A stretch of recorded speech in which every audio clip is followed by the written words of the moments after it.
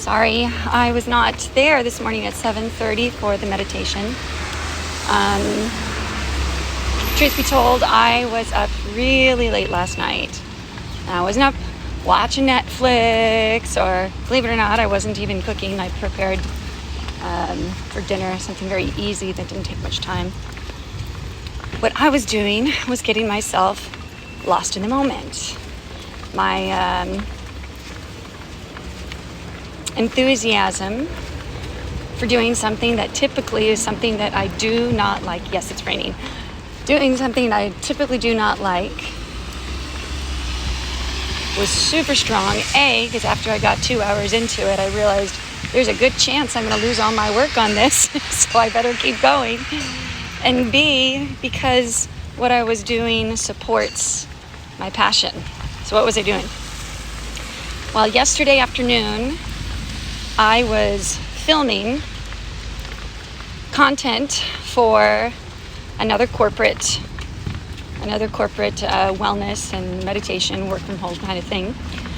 And I found a way to be able to splice together 2 or 3 different videos at the same time so that you can get different angles and so I can teach better. So soon to be coming, Trey, this is for you, and also you, Jeff, soon to come is going to be instructional videos of yoga that are kind of bringing it back down to the basics. It's still hard as hell, don't get me wrong, but being able to explain details about alignment of the feet and the wrists so that we don't get so much wrist pain and so that the feet don't cramp up and so that we actually can enjoy the postures, get lost in the moment of those. That's what's coming up. And so last night I was editing. Now normally I don't mind editing 5-10 minute videos. It was an hour-long video spliced together that now after I have Waffle Tuesday, I am going to be putting a voiceover to it and then posting it. So very excited to start to get those things done. So that's what we were talking about yesterday, is that getting lost in the moment of our passions, it doesn't always mean doing the things that we like. That's super important, don't get me wrong. But what it does mean is even those things that need to be done, finding the joy in them, finding the contentment in doing them because they're supporting a bigger picture reality. It's not about looking towards the future or the past or anything like that. That's also what we don't want to do. It's seeing that this is the present moment task. This is part of Karma Yoga and Bhakti Yoga. Karma Yoga is doing things because they need to get done regardless of the fruits of the actions. Bhakti Yoga is devotional practices. So devotional practices, typically with yoga, we're talking about kirtan, singing, prayer. But in this case, I'm talking about being able to take an expression of an emotion or an expression of something that I really love and putting it into action or art. And so I'm not saying that my videography was super artistic or that even my practice was, but there was an art in being able to, first of all, not even notice that it was already 3 o'clock in the morning when I finally took my first break. And secondly, go, you know what? I'm really tired and I know I need to wake up early tomorrow, but this is worth it.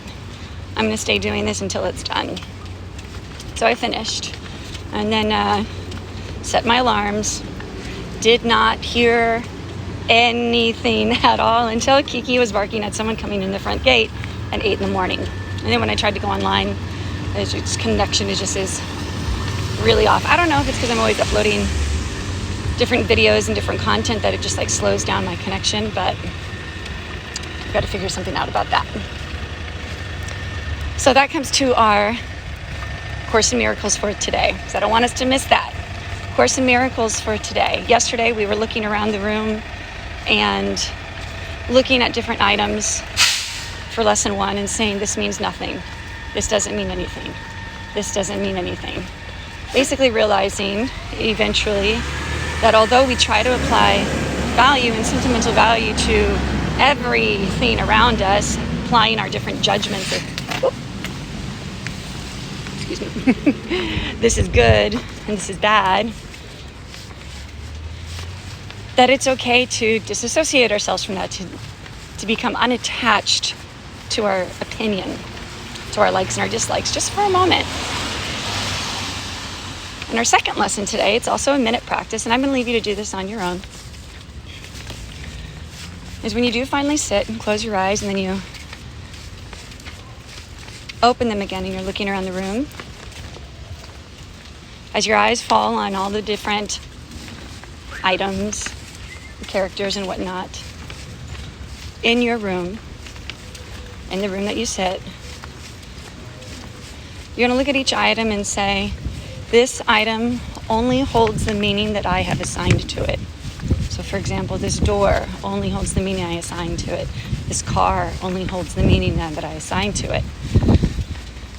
Without our meaning that we're giving to it, it's just a collection of molecules together, and we've assigned meaning to all of it.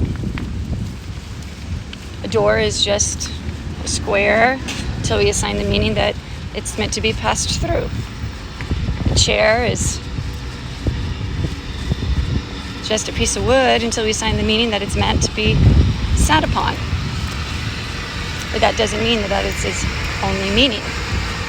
So that's your practice today, is to then look around at all the items in your surroundings, just for about 20 seconds at that which is closest to you, 20 seconds of that which is about eye level, 20 seconds at that which is right on the outskirts of the room or wherever you're sitting. And acknowledging what these meanings are that you're assigning to them, and saying, well, the only meaning that's there is what I have assigned to it. Because that's the only thing that we understand with our very human, analytical way of thinking. And then you can close your eyes and sit in observation of all the thoughts that you assign meaning to. All the thoughts that are synapses of the brain, neural networks firing off in different patterns designed to keep you alive, to keep the body comfortable. And see if you can apply that same lesson to your thoughts. Of this thought only has the meaning that I assign to it.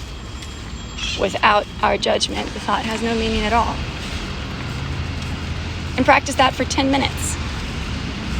See if you can do it 3 times today. Once in the morning, once in the afternoon, and once before you go to sleep, or sometime in the evening after dinner. And then I would love to hear from you about your experience. So you can send me a DM anytime.